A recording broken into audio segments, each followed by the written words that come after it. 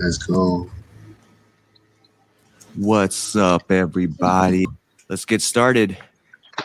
We got Sabrina and Harley from the Talk of the Ring Show podcast here to talk about some wrestling. What's up, guys? Welcome to the show. Hello, how are you today? It's just the way you said wrestling that cracked me up. I was like, some wrestling. I was like, oh, okay. It's some wrestling. I was trying to do Vince McMahon impression, but it's like 10 a.m. It's like 2 hours a little too early for me, but getting the day started. Yeah, like my day's half over at this point. And we're just waking up over here on the West Coast. Yeah, so where are you guys from? You guys based on the East Coast or the Mid? Where are you guys from? Yeah, so we're both from Pennsylvania. Different towns, obviously. Like I think we're like an hour apart from each other, and it's kind of cool. I mean, there's a lot of traveling to do for this independent wrestling scene, but yeah, so PA is pretty cool, I guess.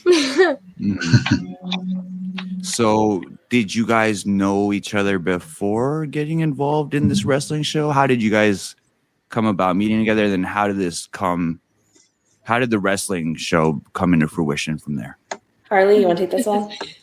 Sure. So I've been going to wrestling since I was like 5 or 6 years old, and they started out in Hazleton, Pennsylvania, and then they moved locations. And then once they moved location, that's where I met Sabrina. And people in Pennsylvania know I'm one of those fans. Like, I'm crazy, I'm loud, I have poster boards, because why not? And one day I was sitting by Sabrina, I was like, girl, just so you know, I'm loud, and if you get hit with a poster, it's fine. Just know I don't mean it. And then ever since that day, we were like, we should be great friends. And then came about, we were like, let's have a podcast, and it works.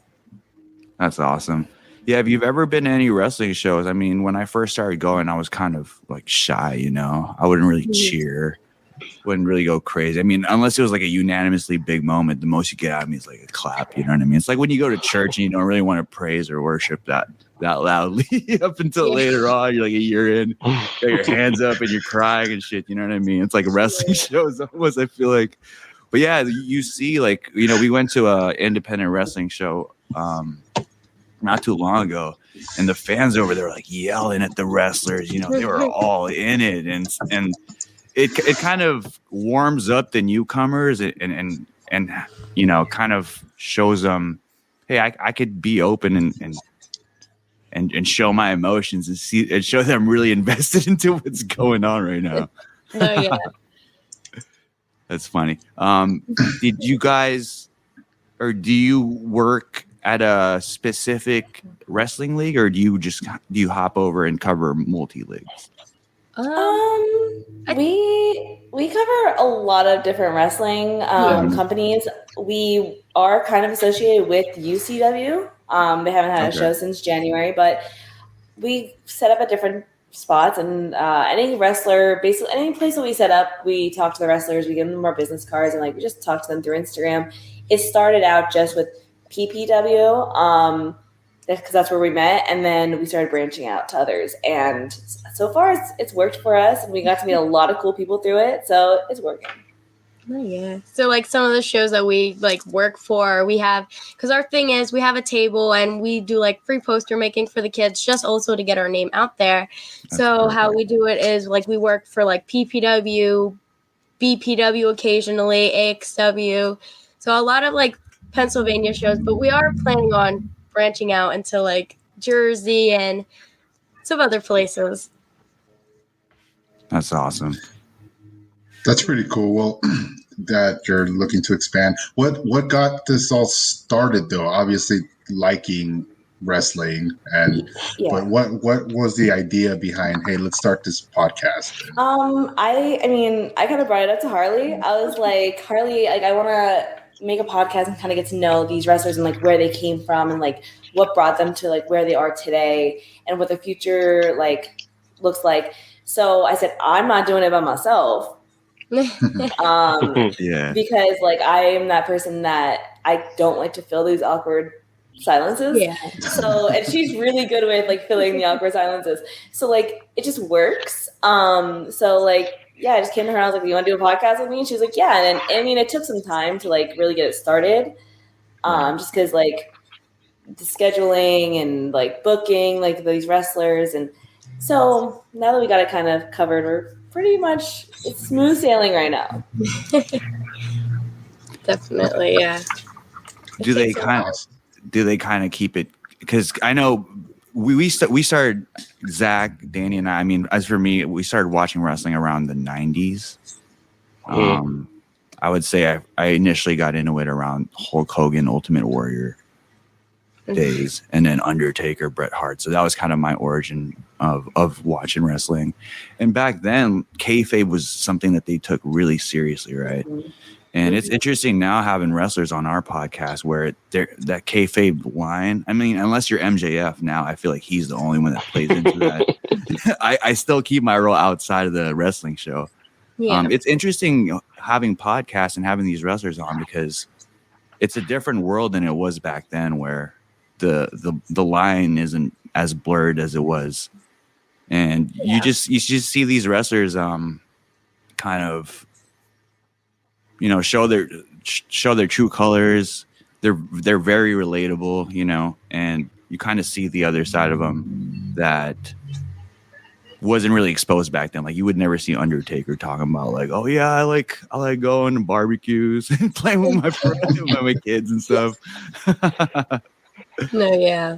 But I think it's changed a lot. I'm like a baby to wrestling. I'm obviously younger than Sabrina, so like all those attitude eras and stuff, not really familiar to me, but I think wrestling's changed a lot since then to now. Like now we have a bunch of like indie shows. We got AEW now, so it's cool how I like changed. Yeah.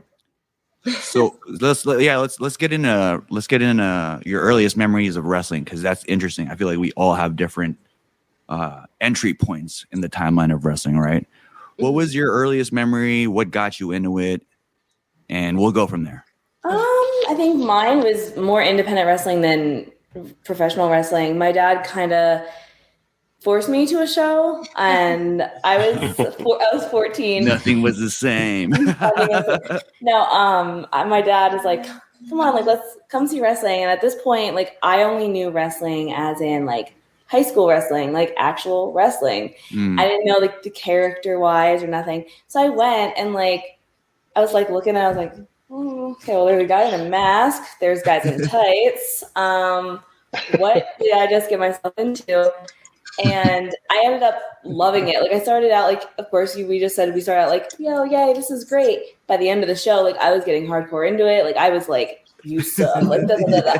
And so like ever since then, like my dad, like that's something that my dad and I do together. And lately, it's been more of like I do my thing, he does his thing, because like I have more free time than he does right now. So, I mean, he kind of got me into wrestling in general, and then he took me to WWE shows, and of course, I had my John Cena era where I loved John Cena. And now I moved more from WWE to AEW. Like I mostly watch AEW now. Like I don't really watch WWE. Sweet. Speaking right to Albra's the sweet spot right there. You know, I personally like. I think between me, Abra, and Druzy, like I have kids, so it's really fun to be able to like have those same experiences with them that I had, and introducing them and bringing them to shows. Like I brought my daughter to that indie show that we went to this past winter, and with my son, we watched it first, and his first show was a WWE holiday tour, over here, and back then when it was Staples Center, and I just love hearing that. Like it's really like at a very young age where we get introduced to this, and then how it just develops. Because my son was the same way. He didn't know how to like react, and then by the main event, I think it was like a Cena versus Kevin Owens street fight, and he got up on his seat and just straight up called Kevin Owens a bitch. And he was like 4 years old, and everybody started laughing around him, and I could tell like at that moment, like that's when he became a hardcore fan. And with my daughter, we ended up buying her a lucha mask, and she keeps that in her bed now, and she wears it all the time, and so it's like it's funny to see how like it's pretty much everyone's story, like, you know, oh yeah, I went and then I just fell in love. Like by the end of the show, I was loving it. So I love hearing that. Definitely, yeah. I think, like, we say it on our podcast all the times. Like, that's how it is. Like, our dads got us involved. Like, for me, my dad, first my mom, she took me to a show, a WWE show. I was like, okay, cool, fine. It's whatever. But then when my dad, he was like, well, we're going to an indie wrestling show. I'm like, what the heck? I don't even know what that is. So then he was like, we went, and I was like, okay, it's loud, but I like it. And then ever since then, I was like, it's like my home, like PPW, like we said. It's funny how, like, I grew up with them as they grew. So now, like, I work for them. So it's kind of cool, like, how that worked. Like, I was a fan since I was little, and now I work for them. It's cool how it works. Full circle. Yeah. That's awesome. What about you, Danny? You WCW, right? Yeah. I grew up watching WCW.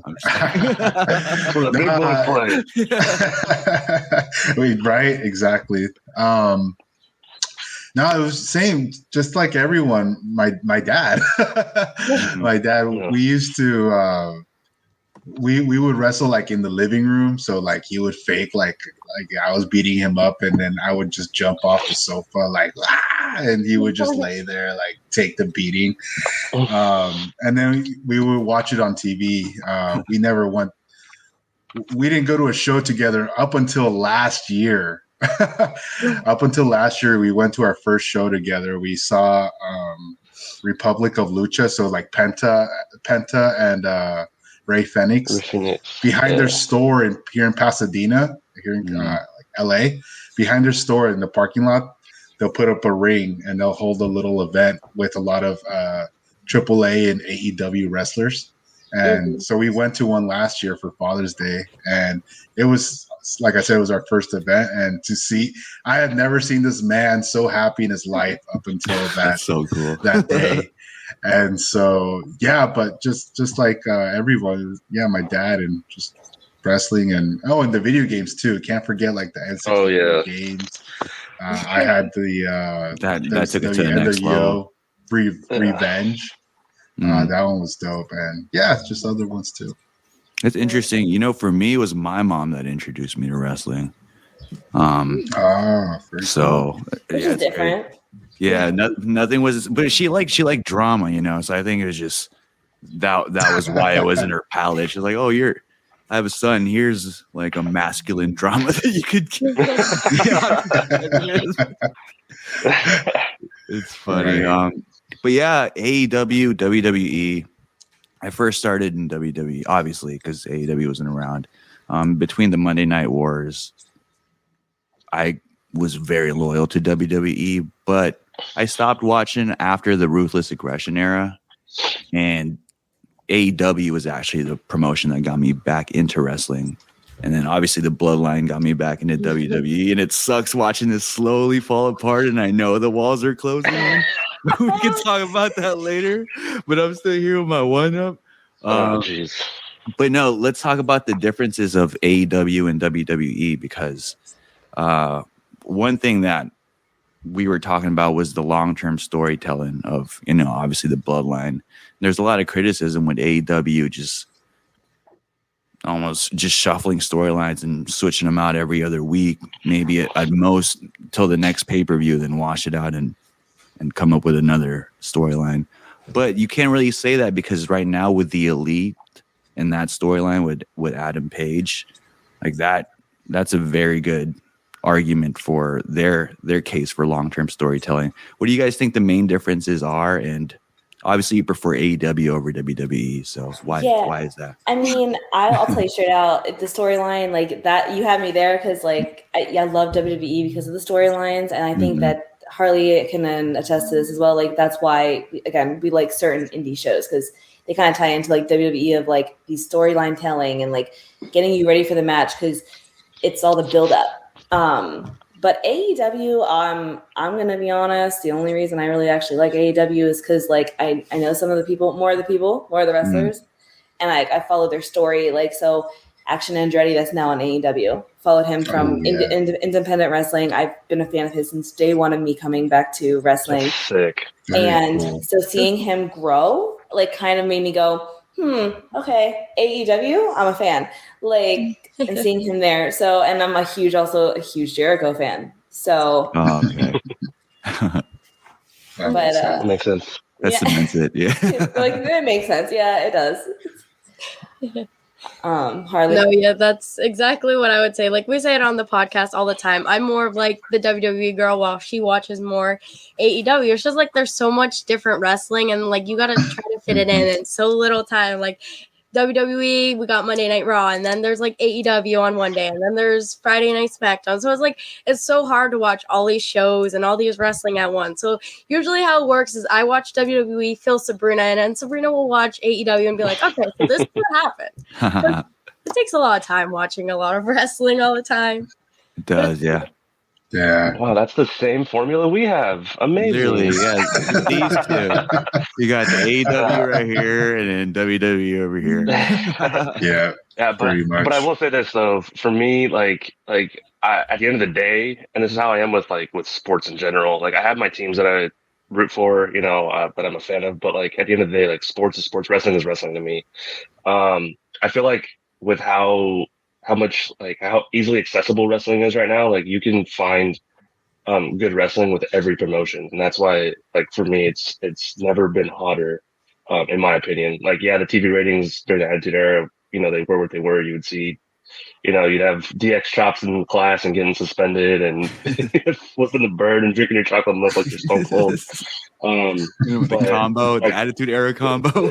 yeah, but I mean, yeah, I like sunk my teeth in WWE. Like even when WCW was around, like I didn't watch it much. I would try to flip back and forth, but I found myself, mainly watching WWE. But like I definitely I record everything that I can since I have cable, and like I watch it whenever I get a chance. It's usually after it airs because we're on the West Coast, so we got to catch up. What's nice about it is fast forwarding through the commercials. My son will never have to live through commercials and having to wait for it to come back and all that. So we definitely fit it in. It's usually if not that night, after it airs, and we watch it on the weekend. So we have a lot to catch up on. But I like both. I've never been. I mean, I've been to both AEW shows that came out here to the Forum, and they're amazing. Both shows have been awesome. Mm-hmm.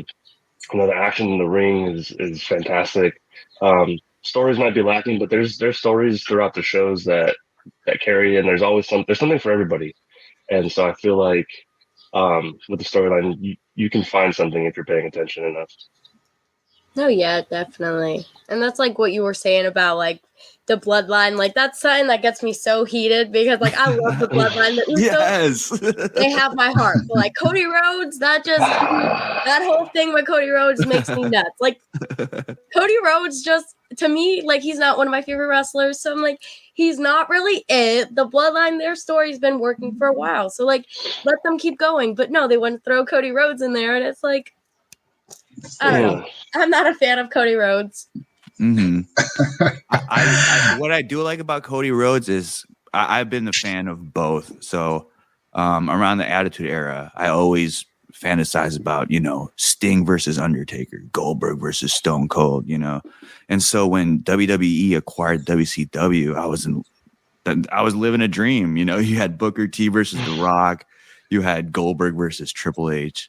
But now coming back in it, I fantasized about AEW superstars against WWE superstars, like an MJF versus Roman Reigns feud would be interesting to see, obviously. But so now seeing Cody Rhodes come into WWE and, WrestleMania debut against Seth Rollins, and then after that headline it against Roman Reigns, I thought he was planning to go back to AEW. When he made that announcement that he was going to address his future on Raw, I was one of the marks that bought in that, retweeted. Everybody took the bait. Everybody took the bait. No. If he was a wrestler that would, kind of, I started AEW, I went over to WrestleMania, went at Roman Reigns, came back to AEW, he would have gained my respect as far as this guy just transcended his sports and brands by just, fighting whoever and fighting the best.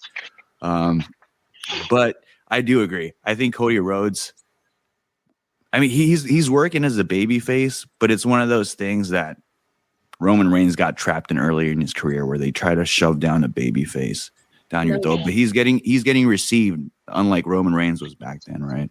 No, yeah, 100%. Mm-hmm. I was heartbroken when Sami Zayn turned on Roman Reigns. I don't know how you took that. He's another one. Cody Rhodes, Sami Zayn, Kevin Owens. They're just not. They're not for me. That's funny. Yeah, I'm not a fan of Kevin Owens. Sami Zayn, I feel like just because he was introduced to the Bloodline, he got an honorary pass for me, which is funny. He's breaking him up now, though, dude. Do you guys think it's healthy to have these brands working separately instead of under the same umbrella, like when WWE pretty much monopolized the industry and absorbed ECW and WCW? What do you guys think about that? Sabrina? You kind of just put me on the spot right there, because I was like MIA for a minute. Like, that's what happens with our podcast. My internet just likes to go out. I don't know. Carly, go first, please. I don't know. I don't know. Mm-hmm. I'm not, like we said, we're more of like the fans and like indies, so we kind of pay more attention to the indies, and it's kind of like we watch AEW and WWE when we can. We don't really like feed into it. You know what I mean? Like, okay. It's just like the interaction we say on our podcast all the time. Like the interaction like on AEW and WWE, they don't have like the wrestlers and fans don't have that communication. But as for like the indies, we can talk back to them and we can talk to them when they're done wrestling. And like, it's just a back and forth kind of thing that you don't get with like those bigger shows. Yeah, you don't get the accessibility of it. Yeah, that makes sense. Gotcha. Well, what about, let's rephrase the question a little bit. Do you think it's a good thing to have multiple indie promotions, not just a few main ones, but rather, maybe a couple big ones and a few smaller ones? I mean, you think that's... Yeah, no, I think that it's good for a couple reasons, because, there's different types of like venues for sure. Then there's different, like you have your rings that are high up, you have rings that are really low. So it's like, it's different to see the dynamics. So like I'm going to RCW tonight. That is a very low ring, and like their ceilings are low, so you can't do as many high flying as like you could at probably MCW, like the MCWs, they have a higher, like, you know what I mean? Like, so it's definitely different, and I like it. I think the main ones that we have, especially around here, that I've heard of is like MCW, MLW, and a couple others. But other than that, like, I like the dynamic of like every weekend there's always one going on, because then it's like I'm never bored. I could just go to an indie show.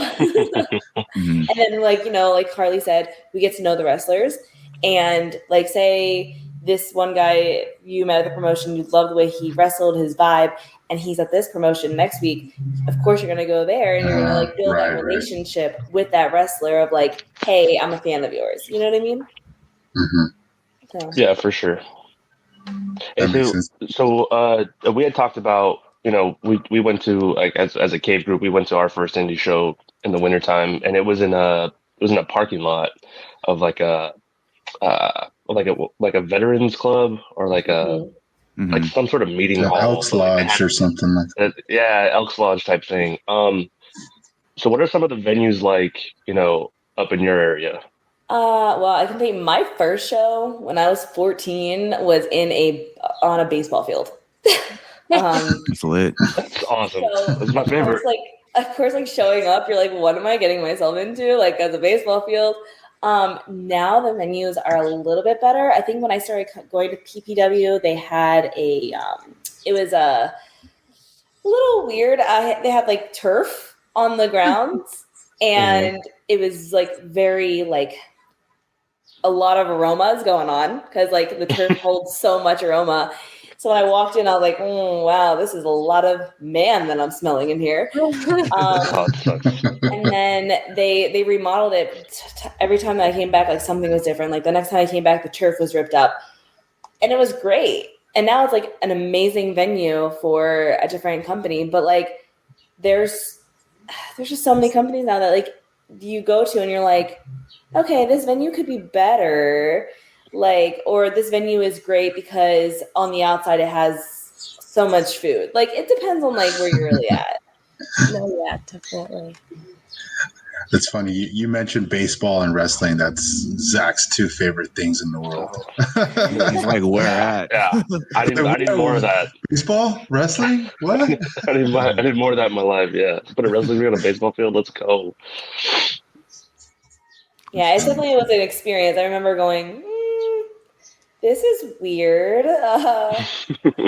Like, I said to my dad, like, I remember saying to my dad, going, are we watching baseball or are we watching wrestling? Is someone going to come up and hit a ball and then, like, wrestlers are going to still be wrestling in the middle of the field? Like, what's happening? That'd be awesome. Definitely got to come out of the dugout with, like, a walk-up song or something. Definitely.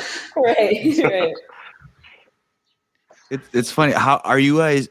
Is your circle of friends, are they all into wrestling too, or are you guys the odd ones that watch wrestling? Because I'm kind of that in my group, you know. Yeah, my friends, no. Like, I work with healthcare, so a lot of my friends work in the healthcare field. So, like, we are healthcare friends, where it's like, they know I have a podcast. They think I'm a little weird for liking wrestling, but they accept me because, like, I'll be, like, on a tangent and, like, just talking about, like, Cole Carter, Action Andretti, like everybody from AEW. I'm like, yo, so like, get this. So Andretti beat Jericho, and they're like, we don't know who this is. And then they look him up. They look him up, and like they base wrestling off of looks. Like they're like, oh yeah, well he's cute. And over here, I'm like, but no, like his wrestling style sucks. Like, so I'm the odd one out of the group. I think the only friend that actually is on my level is Harley. That's dope. Okay. No, yeah. Well, I do homeschooling, so I don't go to school. So my friends, they don't know what I do. So like majority of my friends I met at these wrestling shows. So then basically, yeah, my entire group of friends, Sabrina gets our craziness. It's different. My best friend, her brother's actually a wrestler. So it kind of works out. So yeah, majority of my friends are into wrestling, but not as much as me. So for me, for my generation, Attitude Era, everybody watched wrestling. So for people my age, around the 30s, some late 20s, you talk about wrestling, it's something that they used to watch, right? Yeah. And so they have a reference for what that world and what that scene is like. But for outsiders that have no understanding or have no idea about what that world is, it is foreign. And sometimes the gateway to that is, it's men in tights, right? But what gets them to stay is the drama and the storyline of it. So have you had are there any funny experiences that you have of bringing people into your world, and what were their experiences like? Because I brought my wife to her first show, and she never thought she'd ever be in a wrestling show. So like this was straight something from her bucket list, and she gets it. She gets the crowd, she gets the storyline and everything. So what were your experiences like? So I took a break from wrestling. I mean, we talk about this on our podcast all the time. I took a break from maybe, I think it was 18 till now, to be honest with you. I took a break from just independent wrestling. And when I came back, I brought my friend Shawnee to one of the first PPW shows, and I was like, I don't know how this is going to be. Like, I'm coming because, like, someone that I met when I was 14, like, I kept up with since then. So he was like, come on, check me out. Come on, you want to go? And I was like, oh, okay. So, like, coming into it, I was like, okay, so, like, there's a heel and there's a face, okay? So, like, mostly nobody likes the heel, but, like, we're going to see how the crowd, like, works. So, of course, she sees me going like, oh, my gosh, Ref, come on, that was 3. Like, da, da, da, da, da. And she was like looking at me going, are you okay?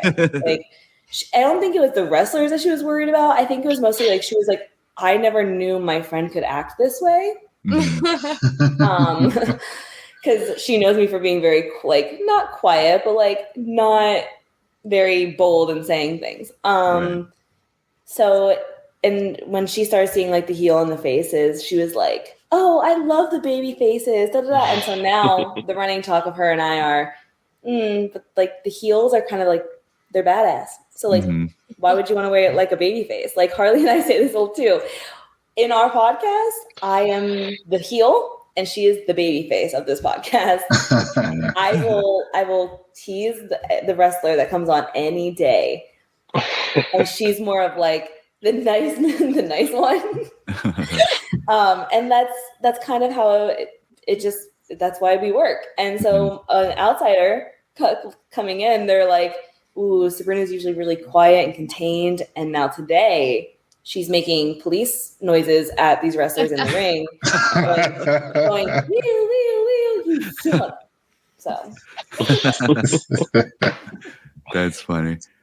Well, yeah, for Harley, her friends are kind of in the wrestling scene, so that's a different experience than, you know, us having an out kind of feeling like an outsider.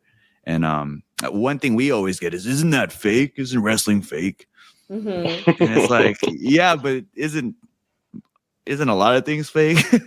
Oh yeah, reality TV. I heard that at my first CZW show, which is in Jersey, and someone behind me was like, "This is fake." And I'm thinking, going like, "Do you not know? Like, do you not know this is just an act? Like, what's going on?" And like, I'm sitting here going, "Are you like?" Because I took that break from wrestling, of course, I knew what I was getting into when I came back into the scene. So I was like, kind of like, okay, I know this is fake, I know. But now that like I've worked with these guys on the podcast and stuff, I see them and I go, they botched that move. Like I now can see, because you can see that they made no contact, but the guy totally flipped down. And I'm like, it's not supposed to happen that way. But yeah, no, it's definitely a different experience being in the audience compared to just like watching it on TV. Like it's definitely really different. Yeah, one thing that caught me off guard when I first went to a live show was the commentary, right? And at first I was like, man, I want to hear JR and the King. Like I feel like that was the main part of the presentation of the show. But man, the storylines and the energy of the crowd makes up for any of that, right?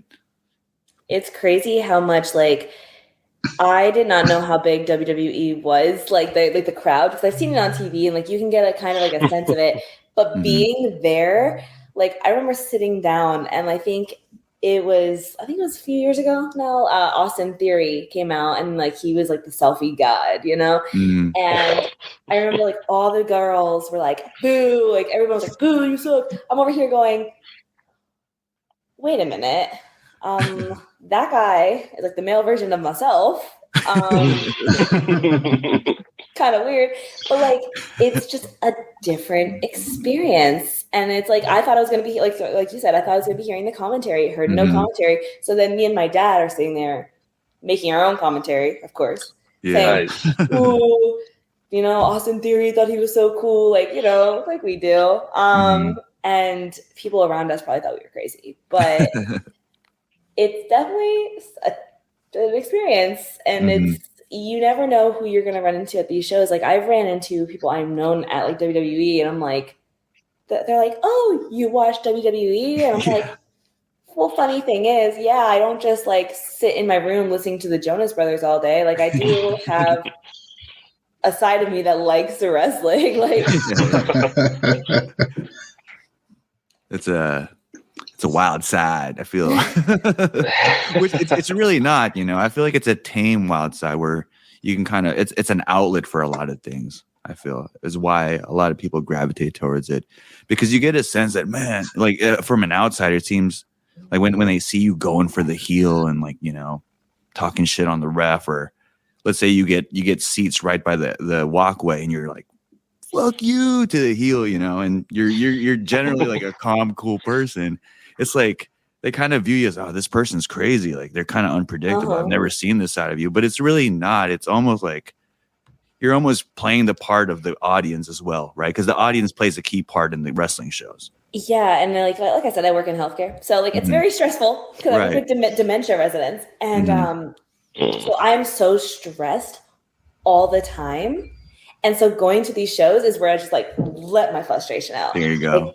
Like, I will literally like go for the heel. I don't care. Like, I don't care who hears me. It's like I'm telling, like in my head, I'm telling my resident that he sucks.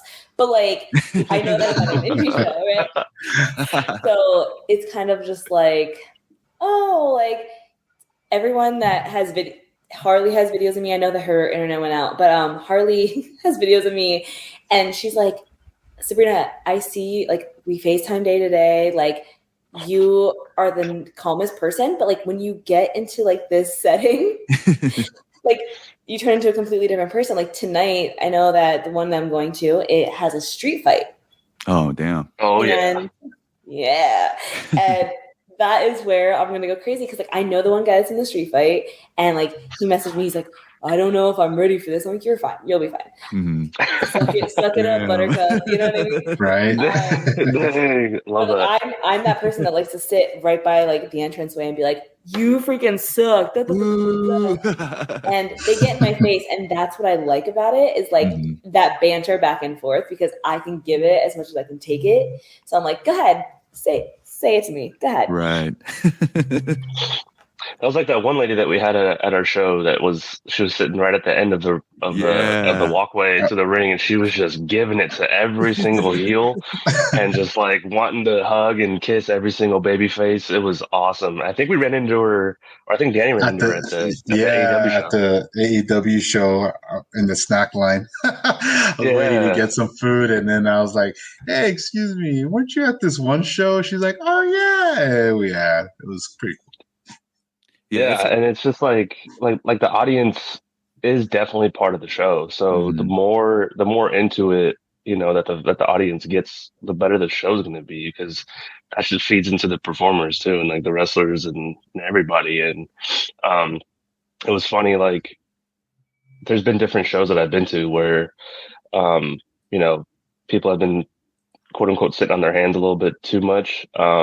Like being at WrestleMania and then the Raw after WrestleMania, there were parts at that Raw after WrestleMania. Obviously, the show was, you know, torn up and regurgitated by Vince backstage, but so it changed a lot. But there were definitely lulls in that show, and I'm like, oh, that kind of sucks. But you know, when the bigger stars show up, then everyone pops.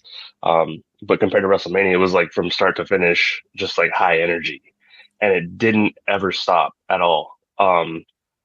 So like the crowd is just, you know, is not the most important part, but it's just as important as the rest of the show. You know, the commentary, the wrestlers, you know, even like the visuals and the music, like it all plays a key part to the overall show.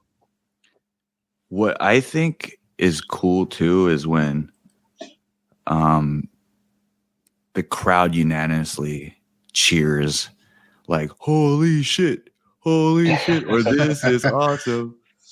But it's been happening too much lately, man. Yes, there's moments parts where it's like, that's not a holy shit moment, man. That's just someone went through a little table on a suplex. Chill.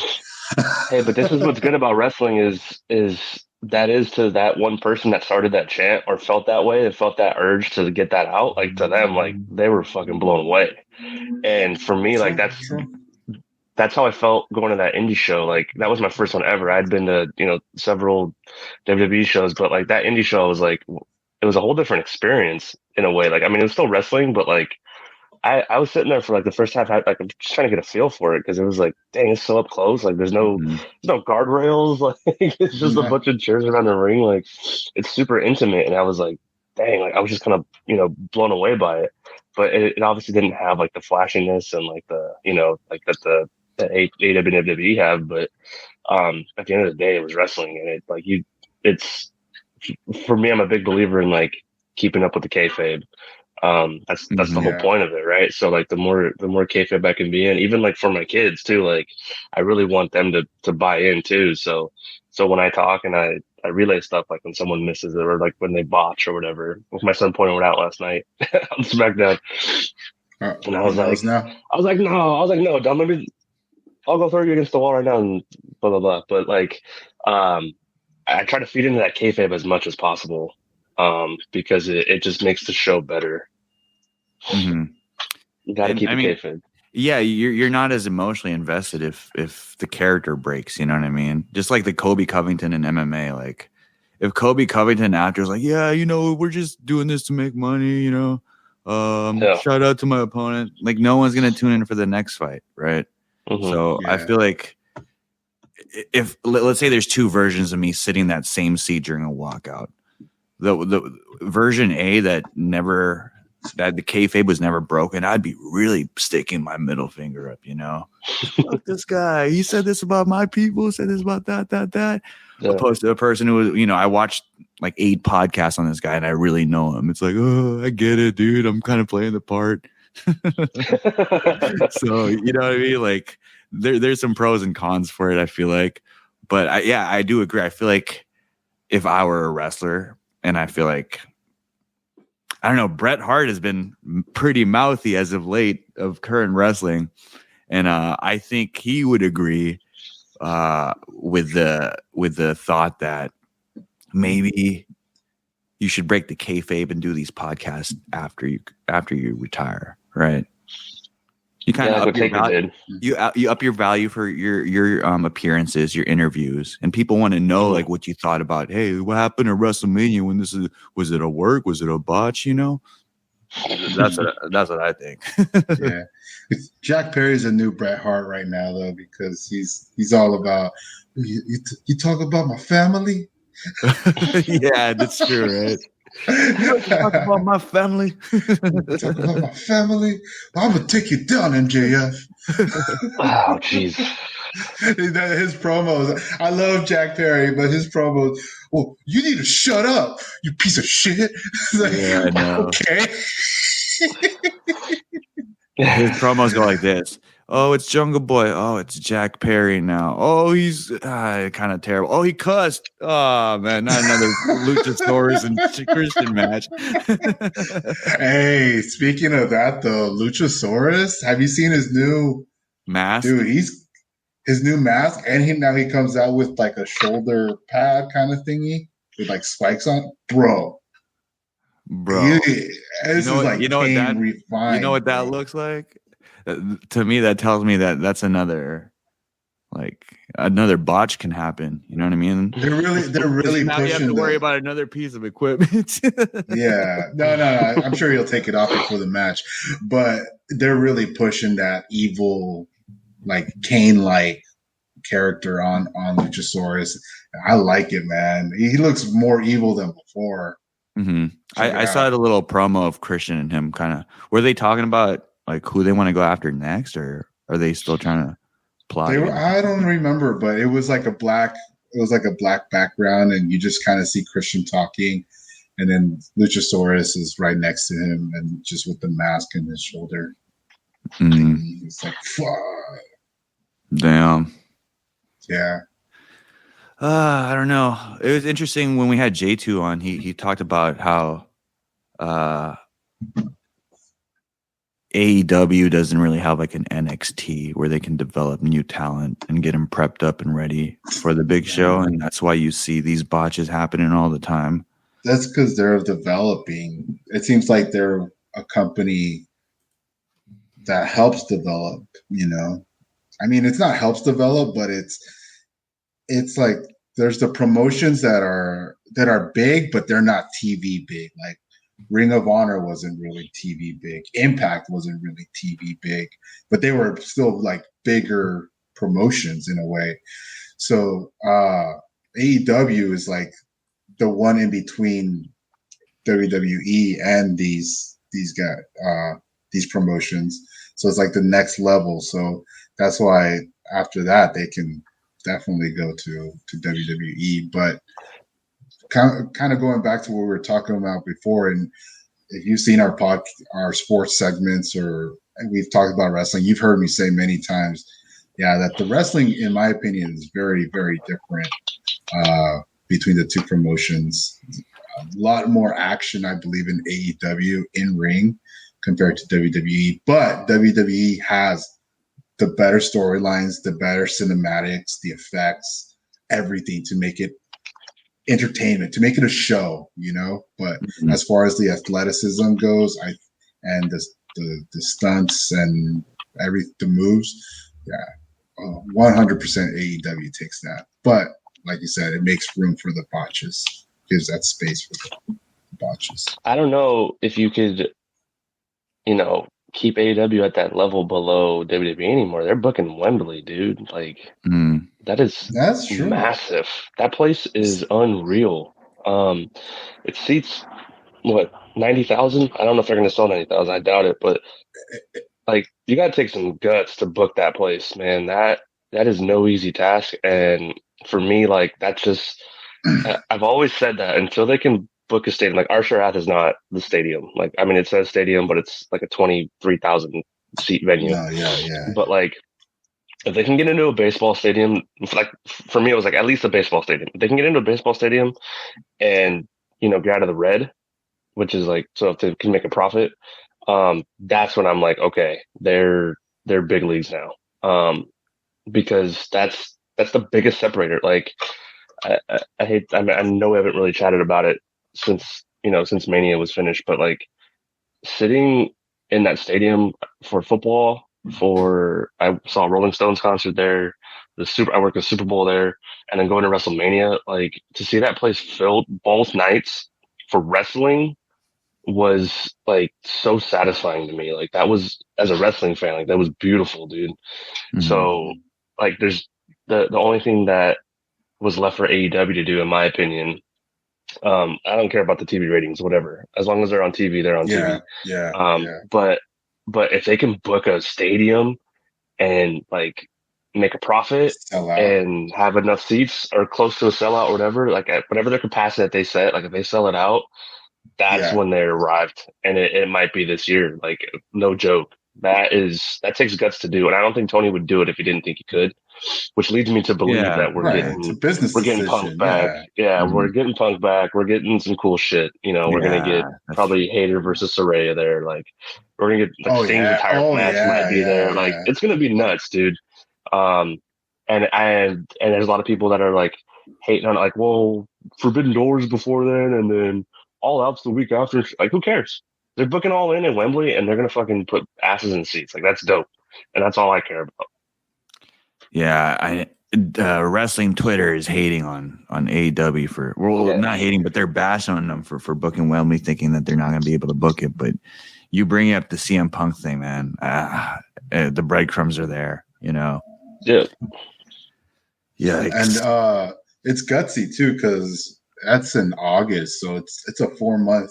They have 4 months to sell it. Unlike WrestleMania, they announced like a year ahead of time. I mean. Obviously they need to sell way more tickets, but damn, 4 months and they're going to try to, I wonder what the capacity, because I don't think 90,000, I don't think they'll sell every single seat, but they might have to cut off some areas. You're right, man. I do want to see what they do with Wembley. And if they make profit or get close to that sellout, to the sellout capacity, dude. Mm-hmm. Yeah, they're on the map now. You're right. Yeah. I mean, they've been around 5 years now. Like it's time for them to try to do something like this. Like I said, I thought they would do a baseball stadium first. But that going over to the UK and trying to do Wembley is like ridiculous. Like especially when WWE's going there for Money in the Bank and they're at like the O2 Arena. So it's like it's almost like they're like putting their nuts on the table, which is awesome. Like, I mean, I obviously I'm not as immersed in AEW as I probably should be.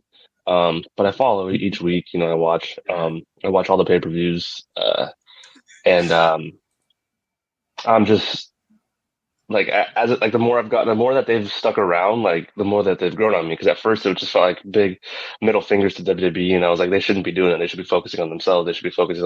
And Cody smashing the throne, which is probably why he lost.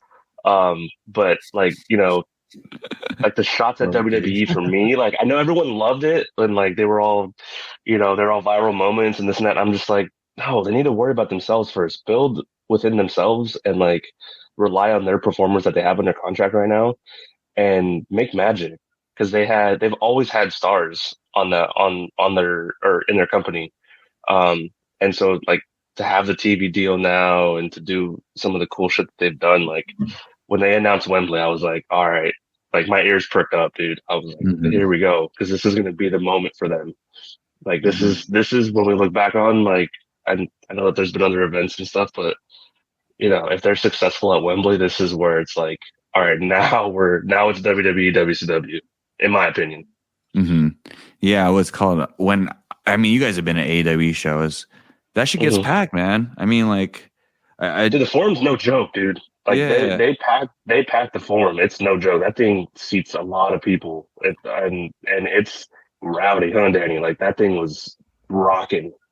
It was good. It was good. Yeah, definitely. There's energy at the forum. And one thing I will point out too is no one's talking about the times when WWE was struggling to book like their shows, right? They had some struggles, dude.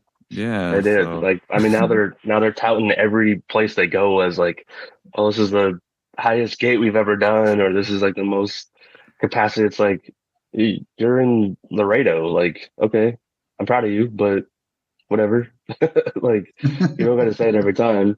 Like when you do stuff like Mania, like, that's different. But like when you're doing a house show in Laredo, like I don't really care. It's interesting because, like you mentioned, AEW should focus on themselves instead of pointing the middle fingers over to WWE. I feel like that shifted. WWE is more worried about anything that AEW comes out with, and they kind of take it personally, like, oh, they're just trying to, you know, trying to take us down or trying to counter us. But I feel like WWE is kind of a little insecure, defensive about that.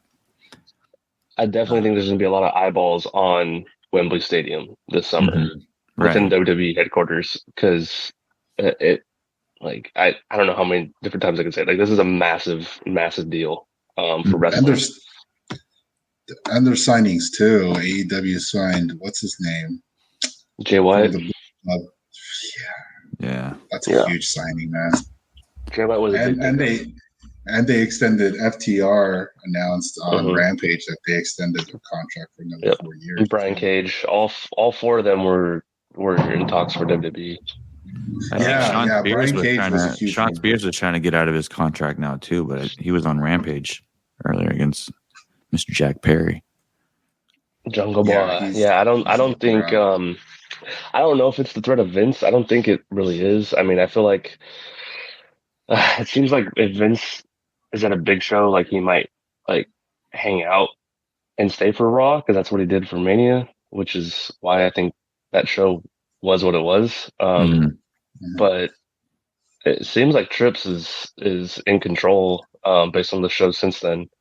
And you know, this was it 6 or 9 months prior to Mania. But you know, the word on the street was, you know, all four of those guys were probably leaning towards signing with WWE, and you know, back in January, then all of a sudden Vince weaseled his way back into the company, and then the talks kind of simmered down. So it's like, yeah, they were getting ready to sell, so they wanted to, you know, they're probably putting a freeze on hiring. I don't know if we don't want to directly call it a hiring freeze, but you know, they want to make their portfolio look as attractive as possible to Endeavor. And I mean, I love that merger too, by the way. Like I mean, number one, biggest of all, it's not the Saudis. But there was another combat sports company that has grown exponentially since that acquisition. So to have these two under the same umbrella, when you have, you know, former MMA guys, you know, throughout the history of wrestling that have like made the jump, you know, not so many going the other way, but you know, yeah, Lashley, Brock did it, but you know, like the point is, like, I feel like you're keeping combat sports together under one umbrella, and that's going to be very, you know, good for the industry as a whole, I think. Yeah. There's kind of a curse with Endeavor, which used to be, I think, WWE IMG. I think when they acquired the UFC back in 2016, that was the height of Conor McGregor. That was the height of Ronda Rousey. And then they started losing, you know what I mean?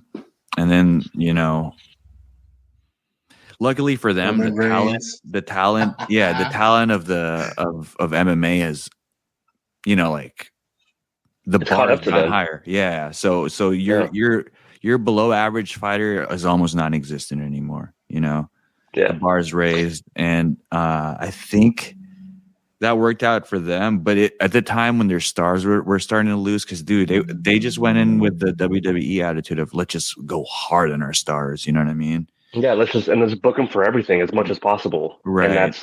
And then when the quality at the bottom catches up to the top, like that's where you get these upsets. Like Holly Holm shouldn't have upset Ronda Rousey, but Nate Diaz shouldn't have upset Conor McGregor. No, exactly. And so like when I was heavy in the UFC, and I'm gonna start getting back into it for sure. Hell yeah. But like it was really like there was like 3 guys in each division that like were like the guys, and whenever they fought, that was like a big fight. But like whenever you saw one of them fight someone else like down low, like it was like, oh, it's a first round TKO, And now like you don't get that shit, like unless someone just catches someone else with a lucky punch or whatever. Because like you said, the quality has improved so much. So like when we chat about UFC on our show, and that's why like you're listing like 6-7 guys, and I'm like, oh, like that's a deep division. That's awesome, and that's not how it used to be. So for me, like that interests me a lot to see that like the quality has been spread out. Like you still have your top heavy guys, but like any given fight, dude, someone can upset the other. More so now than in the past. Right. Yeah. I mean, you're seeing that now with what's going on with the recent cards, and even the decision stuff that we mentioned on the last sports episode that we were talking about. But yeah, so going back to now, they just acquired WWE. Let's just break it down. Like, let's see who your biggest stars are that you're probably going to invest in heavily, who your up and coming stars are, and who are the the young guns in the game. Your top stars, Roman Reigns, I would argue he's kind of on his way out, right? Brock Lesnar kind of on his way out. I feel like he's on his way out.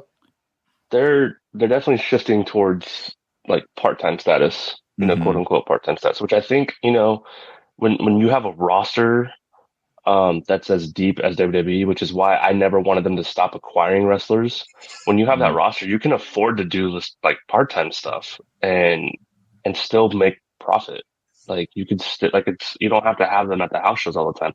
Although like that's great, like you're gonna need them at certain house shows, but like you can have different cycles. Like I really want them to go back to like a strict brand split, because to me, you can have that competition.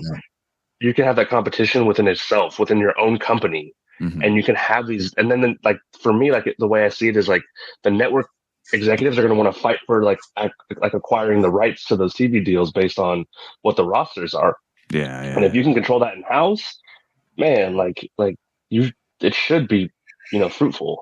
Then again, you get the backstage politics of who's paying who more. So we want to have this person on our roster, blah, blah, blah, blah, blah. Right. But like, if you're staying firm and be like, no, we're going to give you a quality product on both shows on 2 nights a week. You're going to pop a rating on cable.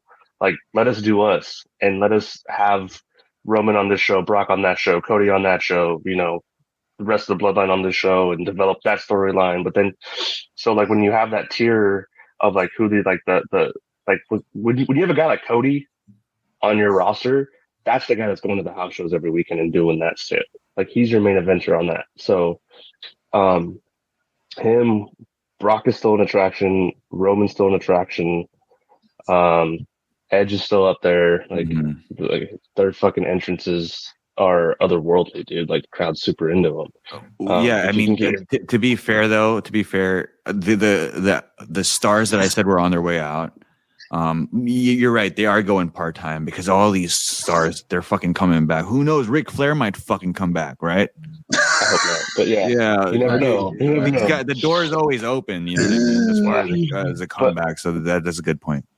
But what's dope is that we're now starting to see it with the women too. Like Charlotte's taking time off. Becky is in talks to take some time off too. Like, like would you have those top of the line wrestlers, no matter the gender or the brand, let them go part-time, because then you have these up-and-coming guys. Like you have, Bianca, you have Rhea Ripley, you have Io, you have Bayley, you have Dakota, like Tegan Nox she can go, Shotzi, all of them.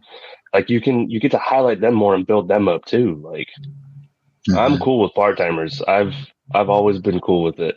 I'm not cool with them like hijacking the championship, for 6 months out of the year, but that's a whole different conversation. But like in terms of allowing for these top guys to take more time off than others, like, yeah, like they've earned it too. Like Roman, I mean, I went to 31 and 39. Roman main evented both of them. That's 7 fucking WrestleManias apart. 8 WrestleManias apart. That's wild, dude. That's Hulk Hogan shit. And like he's earned it, man. He deserves everything that he's gotten. He's deserved anything he's gonna get in the future too. So no, but I definitely think that those guys are the ones that Endeavor has their eyes on. But with NXT, like I don't know if you guys have been keeping up with NXT, but there's some studs down there too. Mello, Braun Breaker, fucking Pretty Deadly is the next great tag team in my opinion. You got Sol Ruka down there, Tiffany. Like the women's division of NXT, dude, is lit. They got so many good women down there too. So that pipeline that they created, like everyone laughed at them when they were like, "Oh yeah, we're gonna go after like college athletes as like our next prospects." Yeah, well, they're holding top titles down in NXT right now, and they're developing faster than anyone ever thought that they could, and they're going to be the future of the business. Yeah, Braun Breaker is someone I've heard a lot about. He's been making some noise, and he just needs character development and a promo, dude. But like athleticism, fuck. Danny, you should check out Pretty Deadly, bro. They're pretty fucking hilarious. You would like Pretty Deadly, Danny. You would like them. You would like fucking Stax and Tony D. Man, yeah, Pretty Deadly's right up your alley, Danny. I'm not even lying. They're like what would you say, Zach? They're like they're like a modern day Billy and Chuck, but like from the UK, and a little bit mixed with Nick Jackson and Matt Jackson. They got a little bit of both in them, a little bit, yeah, not a lot, but they remind me a lot of a modern day Billy and Chuck, just without the like overtly homosexual tones that Billy and Chuck had.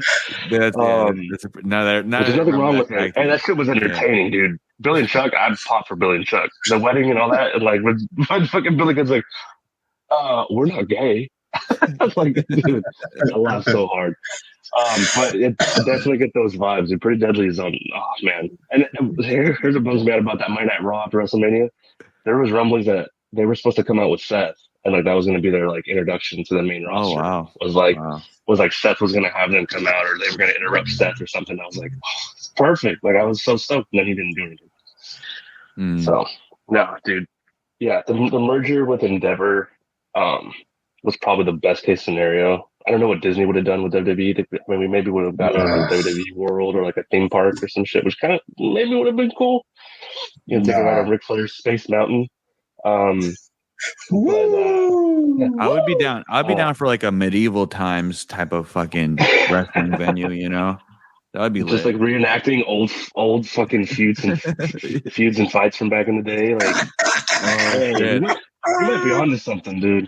Yo, I was thinking like independent talent with their new characters and storyline, but having like lookalikes and doing like a Bret Hart, Shawn Michaels thing, that would be fucking. Hey, just bring the whole fucking cast of fucking Young Rock to go do cosplay out of like a medieval times type venue. Yeah, that proved. Yeah, honestly, that show proved that I don't even give a fuck, dude. Just put a fucking. You remember back then, dude, when Scott Hall and Diesel came back as fake Razor and fake Diesel. Mm-hmm. Yeah. We made such a big deal about that shit, but I don't give a fuck anymore. Give me a young Shawn Michaels again and a fake Bret Hart. I'll take it. You definitely fill that place up, dude. Every Friday night, Saturday night, Sunday night, dude. You would have packed houses there. Just get to reliving like old WrestleManias, like Michaels and Razor and all the classics. Hart and Austin, like that'd be. Hey, there's something there, man. Not gonna lie. I guess. Yeah, dude, remember our shit got flagged down for just using a clip? Like, I'm pretty sure WWE is on it when it comes to the names, because that was one of the main issues in that storyline with the Diesel and Razor Ramon, is because hey, you're Scott Hall. You're not Razor Ramon. We don't need Scott Hall to push a Razor Ramon, right? So it was more about the names and the licenses and the identity. So unless Disney, yeah, you're right. If Disney acquired them and, they had these characters playing like they do it in the Avengers land and the Star Wars land, that would be fucking lit, bro. If they had WWE World somewhere, I'm telling you, man. They could. That was my thing with Disney. Was like they're gonna be they'll have a streaming service. They'll be on like ABC or whatever Disney networks that they own because they own a shit ton. Like they would have all that stuff there, and you get the possibility of a WWE World where you can have the physical WWE Hall of Fame there too. Because I know that they want to build that. Like there was a lot of pluses with Disney, but at the end of the time, or at the end of the day, it was like it's still Disney, and I'm like, I don't know about that. Yeah, you'll definitely never, ever, ever get Attitude Era shit in Disney, and that was one of the things we mentioned as far as AEW and WWE. The differences, I feel like AEW can kind of play around the boundaries of Attitude Era humor and content. That's where WWE can't anymore, Dude, I was just thinking of like if just to further along that like that concept of that WWE world was like you could have how like Disney has the princesses, you would have like WWE divas walking around like this theme park. Oh my god! Can you imagine seeing Sable with the handprints, bro? Like just walking around. A Roman Reigns lookalike, just dude. Oh, just walking around. People taking pictures with him, bro. Tea time with William Regal. I'm saying, man, there's a lot of fucking opportunities. William Regal. Halloween. You see Kane and Undertaker. Like, dude, Kane and Undertaker have their own. Yeah, dude. The haunted funeral house. Kane, Undertaker, and Paul Bearer. Dude, it'd be awesome. I mean, this is where we're just fucking bullshitting right now, but it'd be awesome, like in the electric parade or whatever, or Phantasmic. Like Stone Cold's music comes on, he just fucks everybody. Just gives stutters on there. Towards the end. Then you could sell. Hey, for real, dude, you can sell his beer there. Like, man. I'm just saying, there's a lot of opportunity. Like, the belts, you could sell a lot of them. Yep. Yeah, there's a lot of opportunity in like a WWE theme park, dude. I'm not even lying. No bullshit. At this point, Cave wants 10% of this of profits. Yeah. Yeah. We get the blueprint out. Paul, if you're watching this, come back to us. We got some ideas for you. Hey, speaking of ideas, though, I know it was brought up when we had our guests on, but like that, I do agree that the commentary stuff at live events is missing. Like, how feasible do you think it would be to, like, I know NASCAR does this, but like if you were able to buy like a feed for like however much money at the venue, like you could buy like some sort of device to be able to listen to the commentary while you're there. Hey, that's another way to make money. I mean, why not explore that option? Right? I think from what I've seen from watching from TV, I've seen some people with headphones. So I don't know if they're streaming it at the same time to hear commentary. That's a lot of dedication. You know what I mean? Yeah. But if there's people doing that, there's a market for it, So a lot of the headphones on the kids is like more for like the audio sensory, like muting because it's loud. But I had headphones. I had these earbuds in when I went to the NASCAR race at the Coliseum, just so I could listen to like what was going on. I know it's just a bunch of cars driving around, but like it's cool to hear the commentary too. And we were gonna do it for WrestleMania because my wife wanted to listen to like Michael Cole when they were calling stuff, but it was like a 30-second delay or something. So like the move had already happened and then you'd hear it back, but it was still something. So I think that's something they should tap into. Like if they could sell, like on the app, you can like subscribe to the feed when like if it's geolocated to that arena, like you can subscribe and like purchase like direct audio from Michael Cole and Wade Barrett or whoever's in the commentary team. Like another way to make money, like you said, dude. And Endeavor, if you're listening, that's another 10% right there. Yeah, this is a new endeavor for you, Endeavor. Straight up.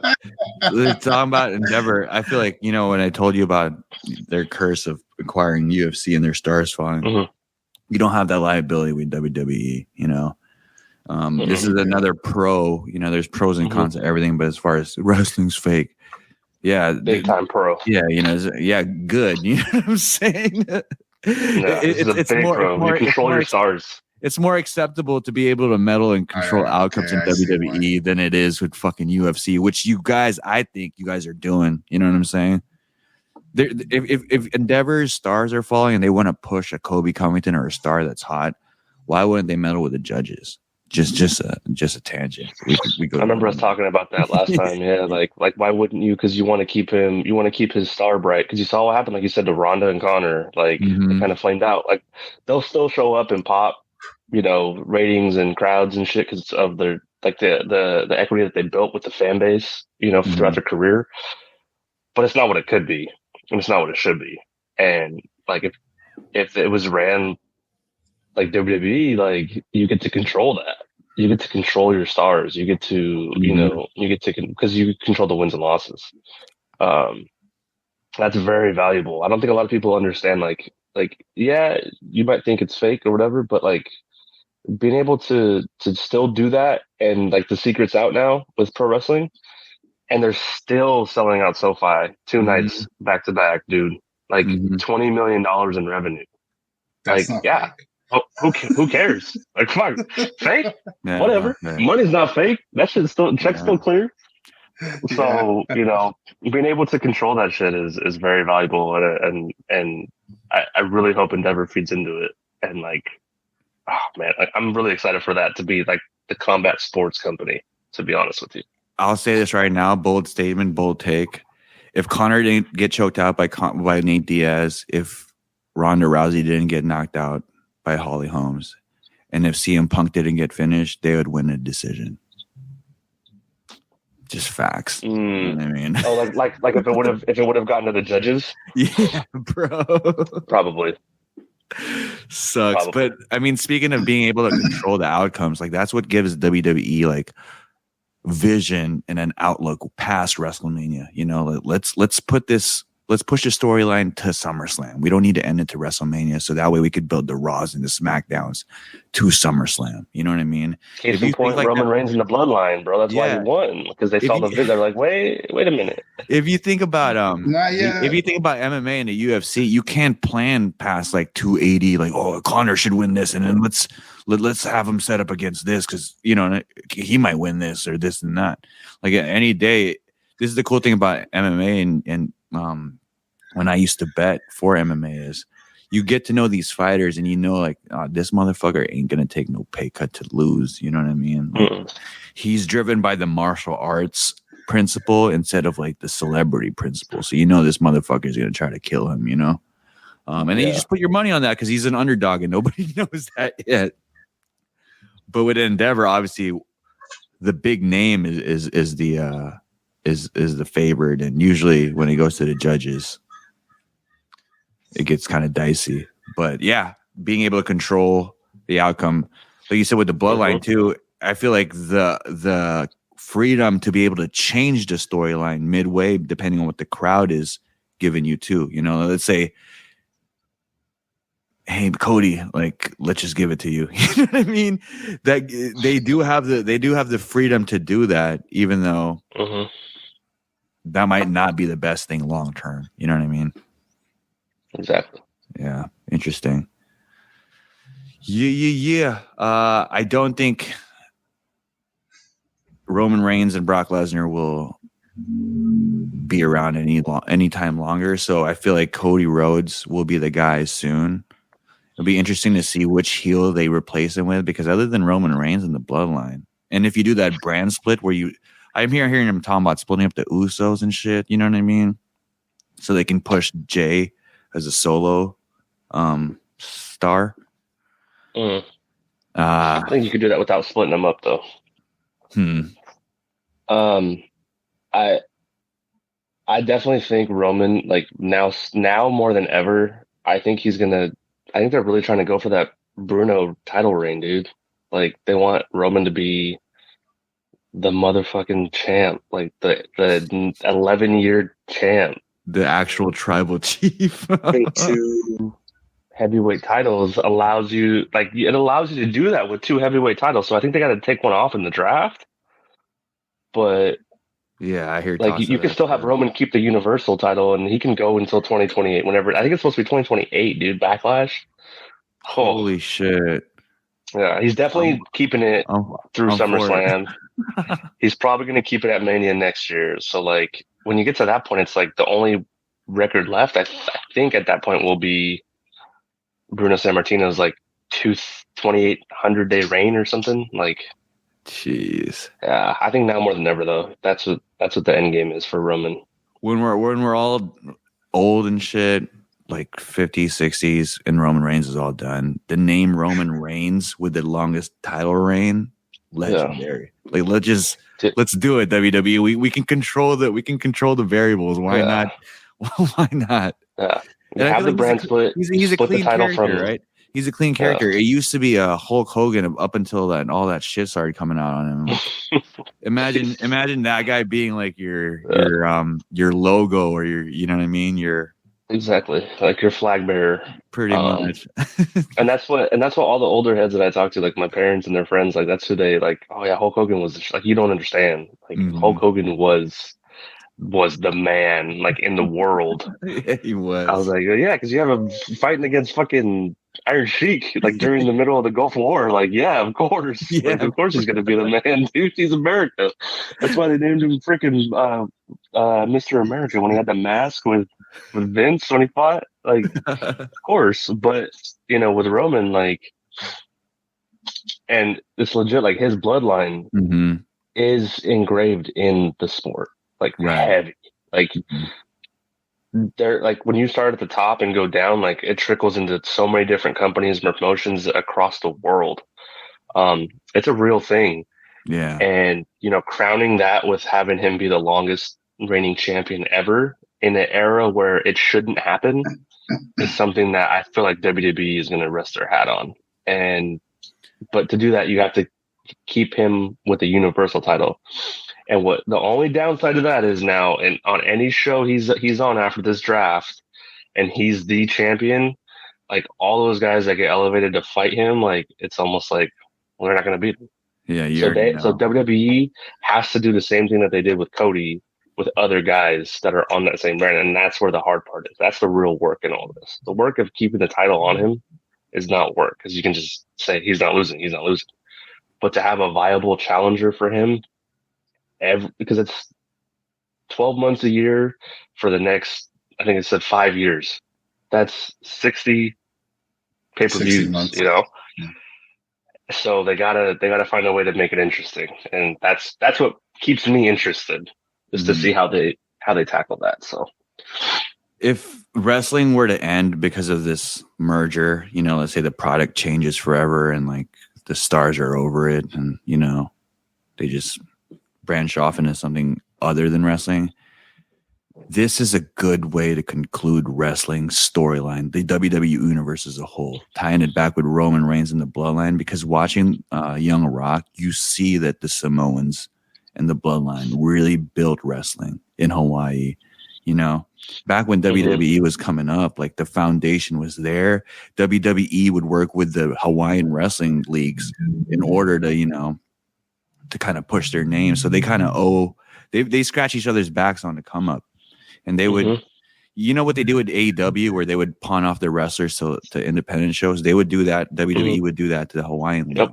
So that's how commingled and in the network they are with each other.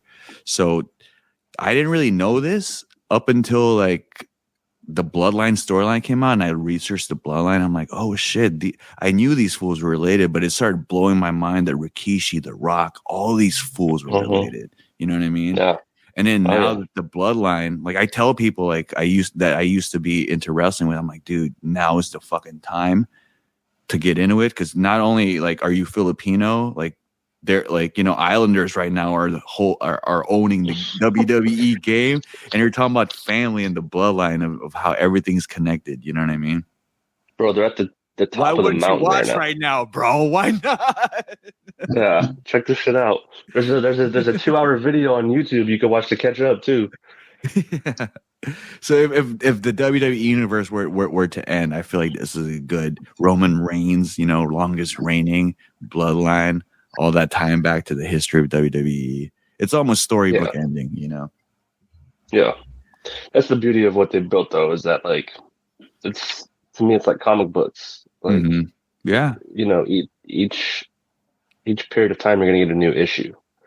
And each feud is a different issue, you know, or within like a bigger graphic novel, you know, it's in a chapter. So I think they're never going to run out of books. They're never going to run out of stories to tell, because of what they've been able to do, you know, for this long. So I wouldn't want it to end, but, yeah, dude, I don't think the business has ever been stronger, to be honest with you. Yeah, which is crazy. And like, I think what Sabrina mentioned, when you come back into the sport knowing that it's, you know, it isn't real, you do start to see the details and the nuances of how you perform the moves. If it's clear, are you selling it right? Did you botch that move? Did you no-sell a move? You know, and you start to kind of appreciate the art instead of just seeing it with, you know, the same way a casual sees MMA, like when they're on the ground, it's like, what the fuck? Stand up. Like, this is bull. Yeah. you don't understand. You can't. You can't just get up. Yeah. That's hilarious. No, that's right, dude. Like, you're absolutely right with that. Just to talk about how successful wrestling is before we wrap this up. Monday Night Raw, it's weird because when Danny and I got Peacock, I would go into Monday Night Raw and, like, you know, I'd scroll down to watch the Attitude Era, and I'd have to fucking scroll down because there's so many seasons, you know. And then one of the taglines they have, there's the longest running, like, you know, show on TV, and what was it? More than 14 longest running episodic TV show in history. Yeah. Since like 92 or 93, bro. Every Monday since then. Even when they had that after the Rumble in 2015 when Roman won, there was a snowstorm that prevented them from getting to the arena, and they still had a show. I mean, that could be a bad thing though, bro. Because like we can talk about like when Owen Hart passed, and they're like, "Oh, the show keeps going." Yeah. The show goes on. Yeah, that is true. Damn. They don't give a fuck over Well, the show goes on in anything, though. I mean, even you watch fucking sports, break your leg and shit. You know what I mean? It's just a matter of how long, right, Daniel? Like, of how long is it appropriate to wait? But the show will go on. The show will always go on, no matter what. Yeah. Well, that's a good way to conclude this show. Sorry, as the podcast, the guests, they lost connection, so we turned into a sports episode because this show will always motherfucking go on. And it's cool because we wanted to talk about wrestling, so we kind of got that out of our system, and we kind of want to turn sports into a fluid sports segment. So perfect. This is awesome. So let's wrap it up. This is another episode of sports. Thank you for being with us, guys.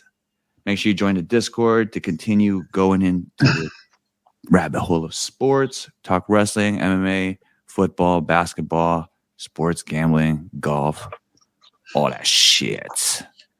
Yes, sir. All right, guys. Thanks for coming on. Peace out.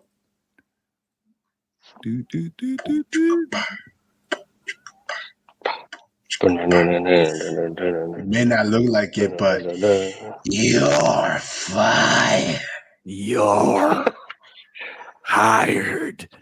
But stay out of creative. We will not bow to terrorism. Can you start on Monday? This show will go on.